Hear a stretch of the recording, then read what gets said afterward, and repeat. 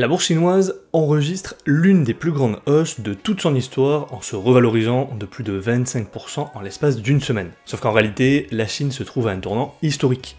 Alors que de nombreux analystes et économistes vantent l'empire du milieu comme un miracle économique, tout comme le faisaient à l'époque ces mêmes personnes avec l'URSS ou encore le Japon, le pays communiste se trouve pourtant clairement dans une impasse. Quoi qu'en disent ses défenseurs, la récente envolée boursière chinoise ne fait en réalité que confirmer la fébrilité de l'économie chinoise et son effondrement prochain. Pourquoi? C'est précisément ce que nous allons voir aujourd'hui dans cette nouvelle vidéo.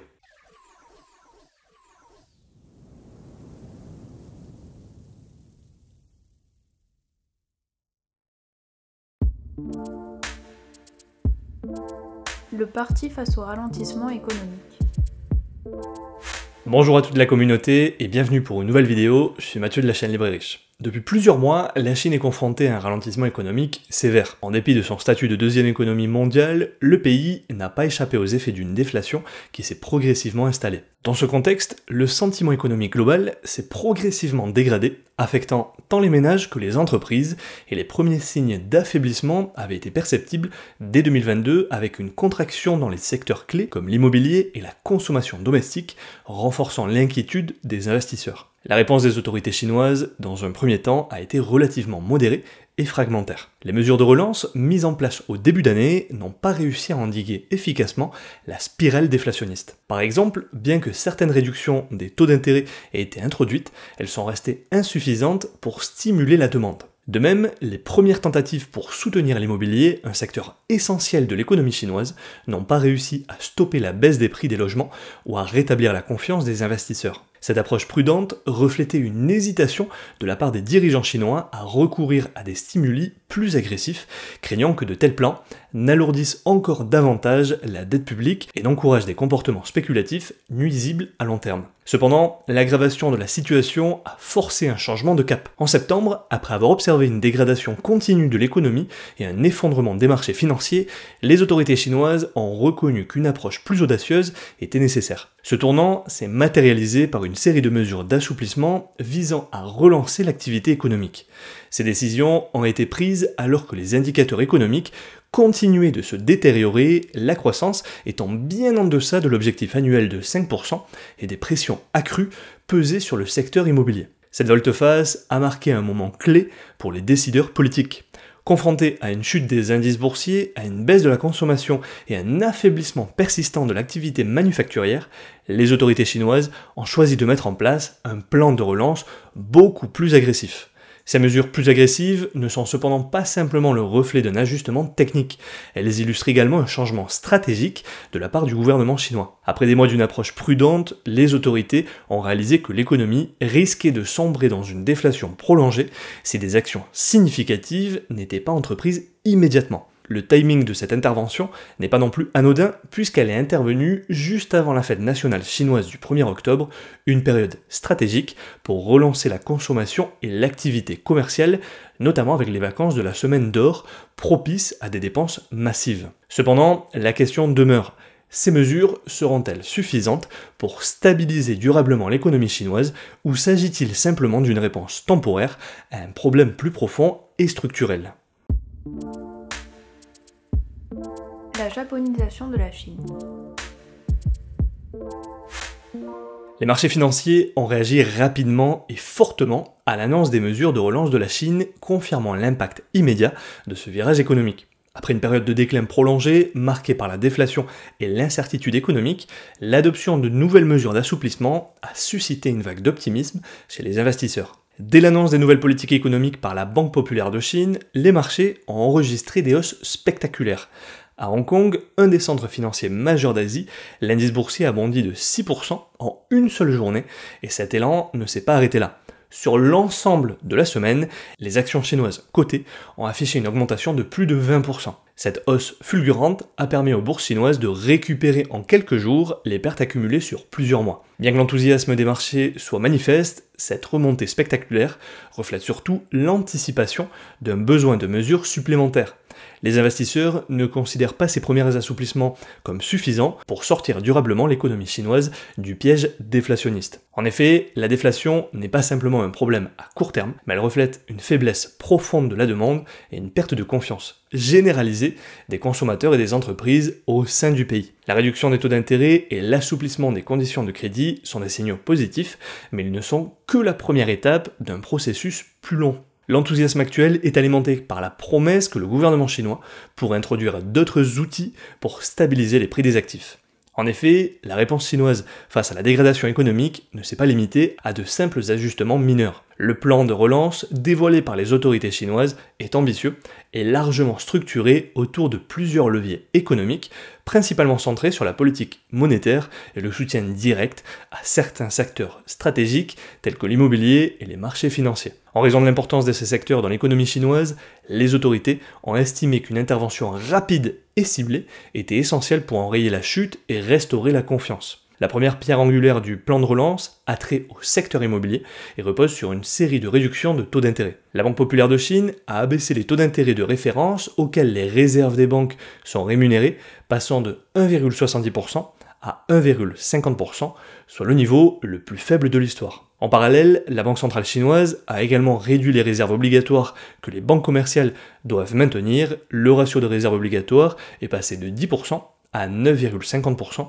libérant ainsi une quantité substantielle de liquidités dans le système bancaire estimé à environ 140 milliards de dollars. Une autre composante cruciale de ce plan de relance concerne directement le secteur immobilier. Depuis des années, l'immobilier est au cœur de la croissance chinoise, mais il est également devenu une source de vulnérabilité économique. Les prix des logements ont chuté, les promoteurs se sont retrouvés avec des projets inachevés, et la demande des ménages pour l'achat de biens immobiliers a fortement baissé en raison de perspectives économiques moroses. Face à cette situation, les autorités ont décidé d'agir en réduisant les coûts d'emprunt immobilier pour les ménages à partir d'octobre, non seulement pour les nouveaux emprunteurs, mais aussi et surtout pour les personnes ayant déjà emprunté. Autrement dit, une personne qui aurait emprunté à un taux de 3,30% profiterait désormais d'un taux de 3%. Au travers de ces différentes mesures, le gouvernement espère ainsi stabiliser le marché immobilier en réduisant ainsi la charge financière de millions de ménages, en réduisant également le montant de l'apport à 15%, et parallèlement, et pour couronner le tout, un fonds de stabilisation pourrait être mis en place afin de soutenir directement les prix de logement en injectant des liquidités dans le secteur immobilier, soit en soutenant les entreprises en difficulté, soit en achetant directement des biens immobiliers invendus, ou en garantissant l'achèvement des projets immobiliers inachevés.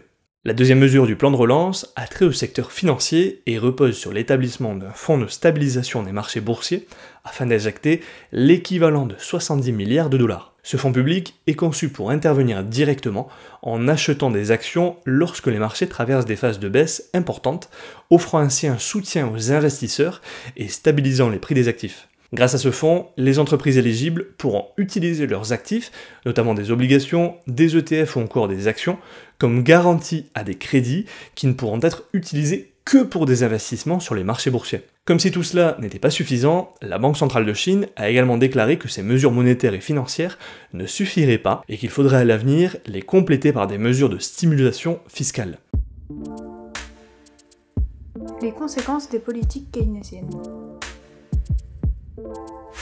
Néanmoins, de nombreux économistes restent sceptiques quant à l'efficacité de ces mesures à long terme et certains craignent que ces interventions créent de nouvelles bulles spéculatives en augmentant encore davantage l'endettement public et privé. La dette totale de la Chine, qui inclut la dette publique, privée et locale, atteint des niveaux alarmants, ce qui pourrait limiter la capacité du pays à poursuivre une relance budgétaire de cette ampleur sur le long terme. Alors que la Chine s'efforce de surmonter ces défis économiques actuels à travers un vaste plan de relance, les implications à long terme de ces politiques sont source de préoccupation. L'ampleur des interventions monétaires et budgétaires, bien qu'elles visent à stabiliser l'économie, soulève des questions sur les effets secondaires potentiels, notamment en ce qui concerne la distorsion des prix des actifs et le risque de surendettement. En s'engageant dans une voie de relance massive, la Chine pourrait à long terme reproduire certains des écueils rencontrés par les économies occidentales, marquées par des politiques keynésiennes excessives et une dépendance à la dette pour soutenir la croissance. L'un des risques majeurs du plan de relance chinois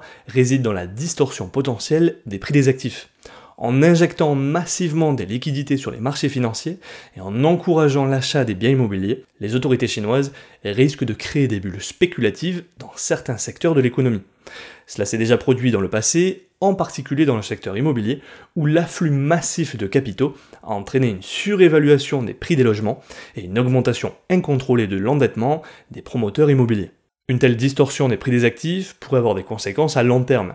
D'une part, elle pourrait inciter les investisseurs à surinvestir dans des secteurs spéculatifs comme l'immobilier, plutôt que dans des secteurs plus productifs et générateurs de valeur ajoutée, et d'autre part, elle risquerait d'accroître la vulnérabilité du système financier chinois face à une correction brutale des prix des actifs. Si les prix des actifs en Chine devaient chuter soudainement, cela pourrait déclencher une panique sur les marchés financiers, provoquer des ventes massives et affaiblir encore davantage la confiance des investisseurs et des ménages. La question de la dette est au cœur des préoccupations économiques de la Chine. Depuis plus d'une décennie, le pays a alimenté sa croissance à travers une politique d'endettement massif, en particulier dans le secteur immobilier. Les entreprises publiques et privées, ainsi que les administrations locales, ont accumulé des dettes considérables pour financer des projets d'infrastructure et de développement urbain. Cette stratégie a permis d'accélérer la croissance, mais elle a aussi exposé l'économie à des vulnérabilités importantes. Aujourd'hui, contrairement à ce que beaucoup pensent, le niveau d'endettement global de la Chine, qui inclut les dettes des entreprises, des ménages et des gouvernements locaux,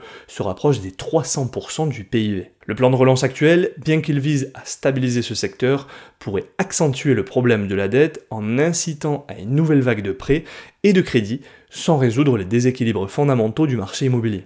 Les politiques économiques actuelles de la Chine rappellent à bien des égards les approches keynésiennes adoptées par les pays occidentaux après la crise financière de 2008. Le keynésianisme, qui prône l'intervention massive de l'État dans l'économie pour soutenir la demande en période de crise, a permis à de nombreux pays de relancer leurs économies après des chocs financiers.